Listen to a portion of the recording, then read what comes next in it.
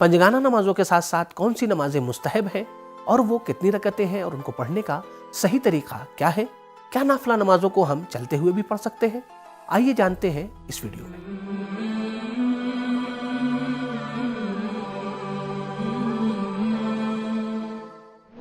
बिस्मिल्लाहिर्रहमानिर्रहीम। नाज़रीन सलाम अलैकुम। जैसा कि आपको मालूम है कि जब इमाम हसन अस्करी अलैहिस्सलातु वस्सलाम ने मोमिन की अलामत को बयान फरमाया तो उसमें सबसे पहली अलामत यह बयान फरमाई कि मोमिन वो है कि जो रोज़ाना 51 रकत नमाजें पढ़ता है, कि जिसमें 17 रकत नमाज तो वाजिब है लेकिन 34 रकत नमाजें मुस्तहब है, कि जिसे नाफिला कहा जाता है।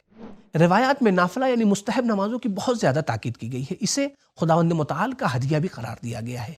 छठे इमाम इमाम जाफर सादिक अलैहिस्सलातु वस्सलाम इस नमाज की फजीलत को बयान करते हुए इरशाद फरमाते हैं, सुस्ती और काहली से बचो। फिर आगे इमाम अलैहिस्सलातु वस्सलाम ने इरशाद फरमाया कि जो शख्स अल्लाह की रज़ा और उसकी खुशनुदी के लिए 2 रकत मुस्तहब नमाज पढ़ेगा, खुदावंद मुताल इसी 2 रकत के बदले उसे जन्नत में दाखिल करेगा।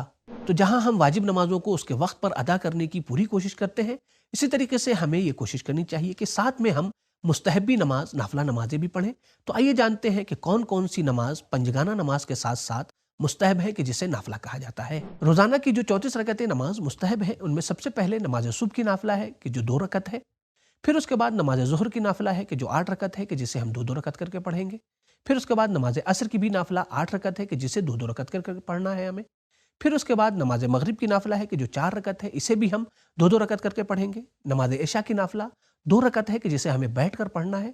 और नमाज शब 11 रकत है, कि जिसके बारे में आप इस वीडियो को देख सकते हैं। तो यहाँ तक हमें ये मालूम हो गया कि रोज़ाना कौन कौन सी नमाजें मुस्तहब है। तो आइए जानते हैं कि उन नमाजों का वक्त क्या है, यानी हमें नमाज नाफिला किस वक्त पढ़नी है। तो देखिए, नमाज सुबह की नाफिला, इसी तरीके से नमाज ज़ुहर की नाफिला, इसी तरीके से नमाज असर की नाफिला हमें इन नमाजों से पहले पढ़नी है। लेकिन नमाज मगरिब और नमाज इशा की नाफिला हमें बाद में पढ़नी है इन नमाजों के, यानी नमाज मगरिब के बाद 4 रकत नमाज नाफिला पढ़ी जाएगी, नमाज इशा के बाद 2 रकत बैठकर नमाज नाफिले इशा पढ़ी जाएगी।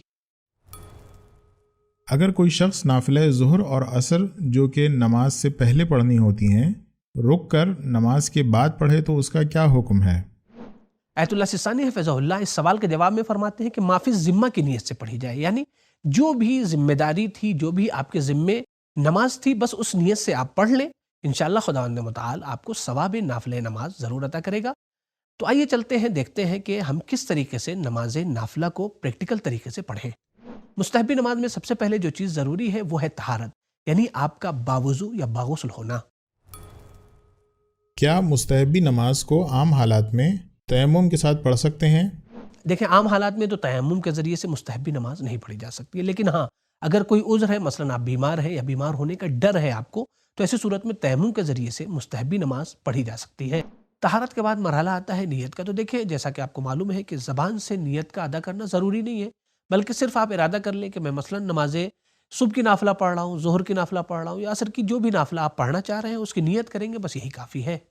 नियत के बाद हमें तकबीरतुल एहराम कहना है। और यहीं पर एक अहम पॉइंट है जिसकी तरफ तवज्जो करने की ज़रूरत है, वो ये कि मुस्तहबी नमाज में एहतियात वाजिब की बिना के ऊपर आयतुल्लाह सिस्तानी के नज़दीक क़िबला रुख होकर ही इंसान को नमाज अदा करनी है।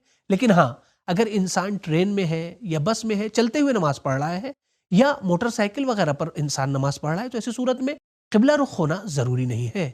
मुस्तहबी नमाज में क़याम के सिलसिले से दूसरा पॉइंट ये है कि मुस्तहबी नमाजें चलते हुए भी पढ़ी जा सकती है। मिसाल के तौर के ऊपर आप ट्रेन या बस का इंतजार कर रहे थे और बैठकर नमाज पढ़ रहे थे, अचानक ट्रेन आ गई, तो ऐसी सूरत में आप चलते हुए भी नमाज पढ़ सकते हैं, कोई हर्ज नहीं है। लेकिन हाँ, इस बात का ख्याल रहे, जैसा कि इस वीडियो में आप देख सकते हैं कि चलते हुए नमाज हो रही है, लेकिन रुकू और सजदे को इशारे के तौर पर जिस तरीके से इसमें इशारा किया गया रुकू के लिए, इसी तरीके से रुकू के लिए इशारा किया जाएगा और सजदा भी इशारे से अंजाम दिया जाएगा। आपकी नमाज सही है और मुकम्मल सवाब रखती है। तकबीरतुल एहराम के बाद मरहला आता है क़याम का। क़याम के सिलसिले से मुस्तहबी नमाज में कुछ अहम पॉइंट पाए जाते हैं जिसे हम बेहतर तरीके से स्क्रीन पर समझते हैं। ज़रूरी नहीं है कि इंसान मुस्तहबी नमाज को खड़े होकर पढ़े, बल्कि आम हालात में, जैसा कि इस वीडियो में भी देख सकते हैं कि बग़ैर किसी उज़्र के कोई भी मुश्किल नहीं है, यहाँ के ऊपर बैठकर नमाज हो रही है। लेकिन हाँ, इस बात का ख्याल रखना है कि आयतुल्लाह ख़ामेनी हफ़िज़हुल्लाह के फ़तवे के मुताबिक अगर आप बैठकर नमाज पढ़ रहे हैं तो बेहतर ये है कि आप 2 रकत को 1 रकत नमाज शुमार करें। लिहाजा अगर कोई नमाज सुबह की नाफिला को 2 रकत है, اسے بیٹھ کر پڑھنا چاہتا ہے تو ایسی صورت میں اس کے لیے بہتر یہ ہے آیت اللہ خامنئی فتوے کے مطابق کہ آپ 4 رکعت پڑھیں. لیکن ہاں آیت اللہ سستانی حفظہ اللہ کے فتوے کے مطابق ضروری نہیں ہے کہ آپ 2 رکعت کو 1 رکعت شمار کریں. قیام کے بعد مرحلہ آتا ہے قرات کا. تو دیکھیں مستحبی نماز میں ضروری نہیں ہے کہ آپ سورہ الحمد کے بعد کوئی دوسرا سورہ بھی پڑھیں، بلکہ آپ کو اختیار ہے، اگر آپ پڑھنا چاہیں تو پڑھیں، 1 سورہ مکمل پڑھ سکتے ہیں. اسی طریقے سے 2 سورے بھی آپ مکمل طریقے سے پڑھ سکتے ہیں سورہ الحمد کے بعد، یا صرف آپ سورہ الحمد پر اکتفا کر سکتے ہیں. اور یہاں پر آپ کو اختیار ہے کہ آپ بلند آواز سے پڑھیں یا آہستہ پڑھیں، آپ کو اختیار ہے. قرات کے بعد مرحلہ آتا ہے رکوع اور سجدے کا. تو دیکھیں رکوع اور سجدہ جس طریقے سے ہم عام حالات میں کرتے ہیں اسی طریقے سے عام حالات میں انجام دینا ہے. لیکن ہاں اگر آپ بس میں یا ٹرین میں یا اسی طریقے سے آپ بیٹھ کر مستحبی نماز کو پڑھ رہے ہیں تو ایسی صورت میں ہمیں رکوع اور سجدہ کس طریقے سے کرنا ہے اسے ہم بہتر اسکرین پر سمجھتے ہیں. اگر ٹرین یا بس یا بائک وغیرہ پر نماز ہو رہی ہے تو ایسی صورت میں رکوع اور سجدے کے لیے ہمیں جیسا کہ اس ویڈیو میں آپ دیکھ سکتے ہیں اشارہ کرنا ہے. اس ویڈیو میں آپ دیکھیں محمد بھائی چلتے ہوئے بائک پر نماز پڑھ رہے ہیں، رکوع کے لیے انہوں نے اشارہ کیا، پھر اس کے بعد سے اٹھ گئے، پھر اس کے بعد سجدے کے لیے بھی اشارہ کیا. تو اسی طریقے سے ہمیں بھی اگر ہمیں کبھی ایسی نوبت آتی ہے، کبھی ایسا مسئلہ آتا ہے کہ ہم بائک پر نماز پڑھ رہے ہوں تو ایسی صورت میں بھی ہمیں اسی طریقے سے انجام دینا ہے.